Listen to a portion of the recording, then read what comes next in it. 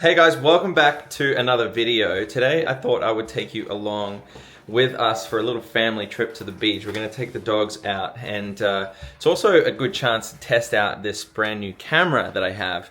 So we're going to be using this really awesome camera that decides to follow my face around a little bit and test out some of the content and see what it looks like, and then maybe we can talk through a few of the awesome ingredients that you also would find at a beach. But please come along for the ride, and we'll see you there. Antigua, are you ready to go to the beach? You want to go to the beach? Yeah. He loves the beach. I think you're excited. Yes, you are. You're excited, aren't you? Yes.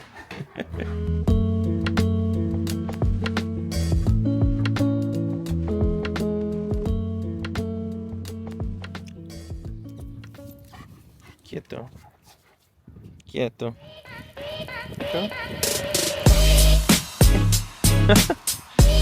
Come on, bud.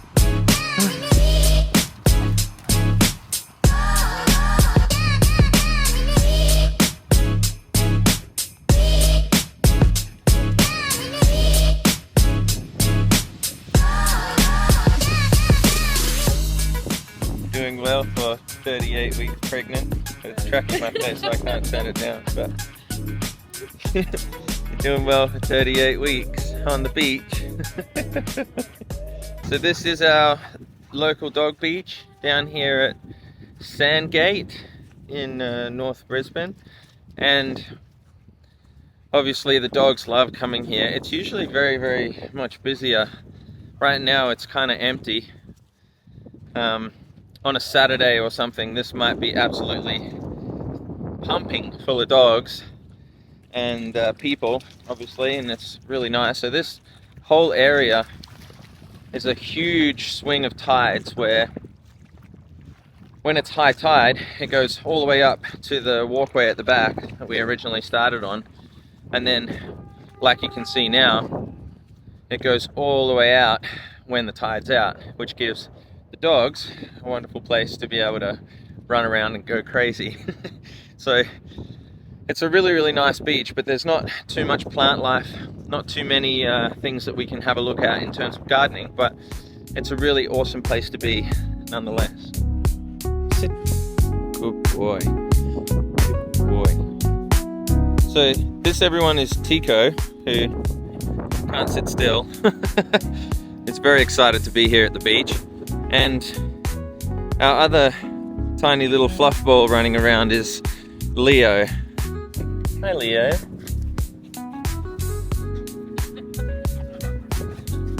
What do you think, buddy? What do you think? Hey, Leo?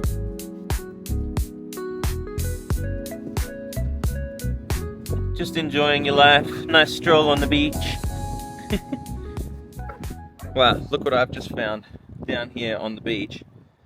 This is crazy. Check this guy out. Woo. This is a bit of a crazy mud crab of sorts.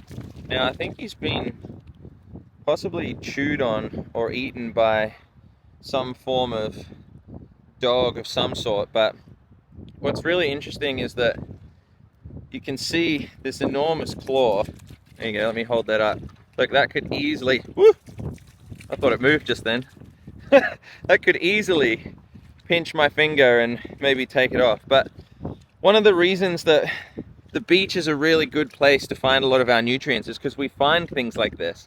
We find crustaceans. I'm going to put this guy back down on the ground there, but we find all these crustaceans, we find these shells, we find so many forms of great minerals, calcium, on the beach. So even though this may not be the usual content that you're likely to see from me in the garden, I think coming out here and showcasing a little bit of the beach can serve two purposes in this video. One is to talk about the wonderful minerals that we find at the beach and in the ocean, some of our fish, crustaceans, our forms of calcium that I mentioned before, also our kelp. I wish I could find you some kelp, but unfortunately here at the beach there aren't too many forms of kelp that I can go and find. But just super mineral dense ingredients, organic amendments that you can find down here at the beach that are wonderful for your garden. So if you're near a beach, going and picking up a dead crab like that, or finding a few shells and throwing them in the garden, can be a really effective way to add some beautiful minerals into your garden beds.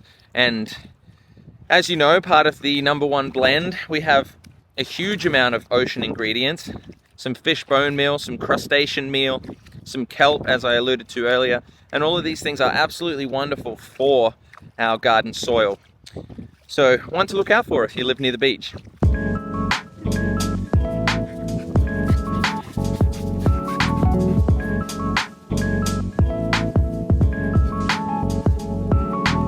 Now, another thing that I just found at the beach, which unfortunately is a common thing as well, and with David Attenborough's ocean documentary that we're currently seeing a lot of at the moment, is this. Now, this is some fishing line, and this fishing line was just left all over the beach here, and I've actually found some before, fully with hooks in them and everything, and unfortunately, as I say, that's a far too common occurrence, and we're seeing these things just littering the beaches, and unfortunately all of our wildlife get caught up in some of these, and they're at mercy of being stuck with these hooks, let alone me and the dogs and my beautiful wife over there at 38 weeks pregnant. You know, like, these things are a little bit dangerous. So, you know, people are fishing and all of these types of things, that's okay, but we also need to be aware of where our rubbish ends up. So I'm going to take this with me and take it off the beach.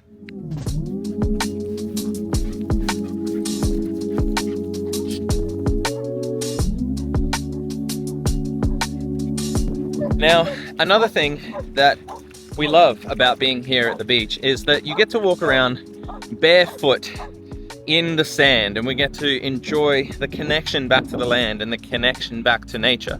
It's such an important thing that I think a lot of us are missing, and you can see old Mr. Squeaky Woo down there, Tico, absolutely loves getting his paws in the sand. But we are certainly creatures that belong near the land and near the sea, and having our feet connected to the ground, grounding, having this wonderful family time where we get to be out and about with the animals, enjoying ourselves and enjoying nature as it's intended. There's nothing that can beat that. So I think that's another really important purpose of this video, is to show you guys exactly what it's like coming to the beach and why we love it so much as a family little outing every week. You can see the clouds starting to roll in now. I think rain is on the way. So one thing we saw a lot of as well recently with this cyclone that passed through here in Brisbane was so much rain that came through, and areas like this, and you know, I'm sure you can hear with a bit of the wind through the microphone. I'm really sorry. I'm still getting used to how to use this, and I'm going to use a bit of a windsock on the microphone next time, but I'm sure you can appreciate how much wind would just batter these coastlines and the extreme surging tides that seem to come in when the cyclone was here. But I'll show you a video of a tree. This tree has been ripped from its roots, and this was only recently. The cyclone passed through weeks ago, and this tree has toppled because of the amount of saturation in the ground, and there are so much water in the ground that these shallow root systems that really are just you know, just scratching the surface of the edge of these walkways and things along the coast here, they are completely being pushed over because the ground is so saturated and there's no strength, there's no depth to those roots.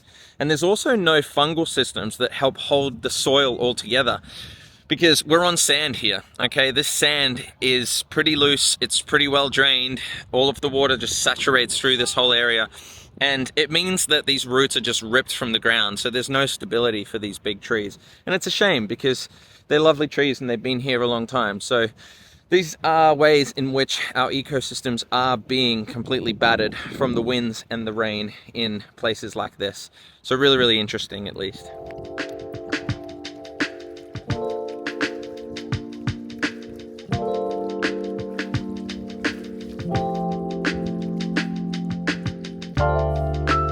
So that's going to conclude our little beach trip for today. Thank you for coming and joining our little family outing that we love to do with our dogs here at the beach. And even though, like I said, it's not the normal gardening content, I wanted to test the camera, have a little play around, and talk about a few things that are really good about oceans, grounding, family outings, and all of the above. So thank you for watching, and yeah, we'll see you on the next video.